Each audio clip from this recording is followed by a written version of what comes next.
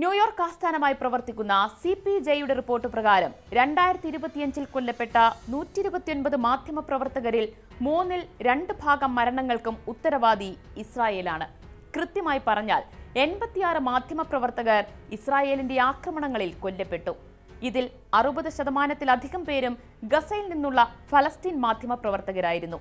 ഗസയിൽ മാത്രമല്ല, ഇസ്രായേൽ നടത്തിയ വ്യോമാക്രമണത്തിൽ യമനിലെ 2 പത്ര ഓഫീസുകൾ തകരുകയും അവിടെ 31 മാധ്യമപ്രവർത്തകർ കൊല്ലപ്പെടുകയും ചെയ്തിരുന്നു. ഏറ്റവും ആശങ്കപ്പെടുത്തുന്ന വസ്തുത, കഴിഞ്ഞ 10 വർഷത്തിനിടയിൽ മാധ്യമപ്രവർത്തകരെ ലക്ഷ്യം വെച്ചുള്ള ആക്രമണങ്ങളിൽ 81% ഇസ്രായേലിന്റെ ഭാഗത്തു നിന്നാണ് ഉണ്ടായിട്ടുള്ളത് എന്നാണ് ഈ റിപ്പോർട്ട് ചൂണ്ടിക്കാട്ടുന്നത്. കൃത്യമായ അന്വേഷണമോ ശിക്ഷാ നടപടികളോ ഇത്തരം സംഭവങ്ങളിൽ ഉണ്ടാകുന്നില്ല എന്നതും റിപ്പോർട്ട് എടുത്തു പറയുന്നുണ്ട്. ഇത് പെട്ടെന്നുണ്ടായ ഒരു മാറ്റമല്ല. 1992 മുതൽ CPJ വിവരങ്ങൾ ശേഖരിക്കാൻ തുടങ്ങിയതിനു ശേഷം മാധ്യമപ്രവർത്തകർക്ക് ജോലി ചെയ്യാൻ ഏറ്റവും അപകടകരമായ മേഖലയായി ഗസ മാറിയിരിക്കുകയാണ്. കഴിഞ്ഞ കുറച്ചു വർഷങ്ങളിലെ കണക്കുകൾ പരിശോധിച്ചാൽ ഈ ഭയാനകമായ വർധനവ് നമുക്ക് വ്യക്തമാകും. ഹമാസ് ഇസ്രായേൽ സംഘർഷം ആരംഭിച്ച 2023 അവസാന 3 മാസങ്ങളിൽ മാത്രം 78 മാധ്യമപ്രവർത്തകരാണ് കൊല്ലപ്പെട്ടത്.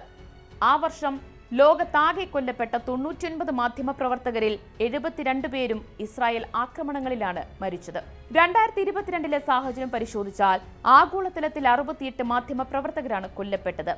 Al Jazeera reporter Shireen Abu Akleh വെടിയേറ്റ് മരിച്ചത് അന്താരാഷ്ട്ര തലത്തിൽ വലിയ പ്രതിഷേധത്തിന് കാരണമായിരുന്നു. അന്നും സൈനിക നടപടിയുടെ ഭാഗമായുള്ള അബദ്ധം എന്ന നിലയിലാണ് ഇസ്രായേൽ ഇതിനെ കണ്ടത്.